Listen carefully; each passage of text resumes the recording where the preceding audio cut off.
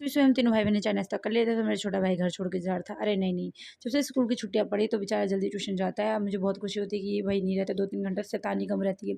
ये रहता तो दंगा बहुत होता है घर में। मेरा दूसरा भाई लग गया था अपना पानी बोतलें भरने में। बेचारे पे कोई काम तो होता नहीं, पानी बोतल ही भरता है। बस यही काम करके एहसान करता है कि मैं बहुत सारा काम करता हूँ।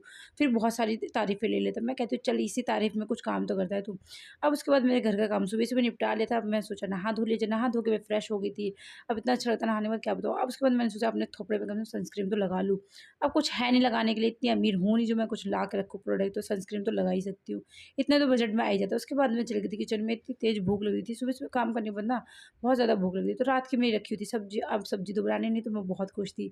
तो मैं बनाऊँगी चावल, चावलों को अच्छे से धो के पतीले में डाल दिया था, पानी वगैरह डाल के उसमें मैंने चढ़ा दिया था गैस पे। इतनी खुशी होती क्या बताऊँ। तो मतलब कम काम होता था, कितना मज़ा आता है। तो मैंने चावल चढ़ाने के बाद मेरे भाई ने गुलाब जामुन और रसगुल्ले खाए थे, तो उन्होंने बाहर रख दिए, तो उसको मैंने रख दिया था फ्रिज में।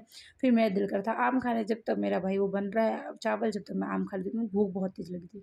अब गर्मियों में आम खाने का ठंडे-ठंडे में बहुत ज़्यादा मज़ा आता है। उसके बाद मैंने अपने छुपाए हुए पैसे निकाले। अब जो बकरा ईद में मुझे ईदी मिली थी, मैंने सोचा गुल्लक में डाल दी जाए। अब इतने टाइम के बाद तो मुझे ईदी मिली थी, मैंने सोचा गुल्लक में डाल दूँ।